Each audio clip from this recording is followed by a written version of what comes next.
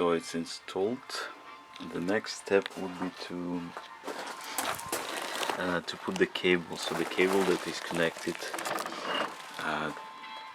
to the power outlet. So this is 220. We're inserting here. Let me see, yeah, and then it will go to bumper, through bumper, and to the heater. So what I'm doing, I'm just pushing it through this hole, taking it out near the lamp, and then just putting over through this place. So, and I also need to put a little bit oil around to make sure that nothing gets in. So this is how it looks like. I'm going to screw 2 holes and just install it on this side.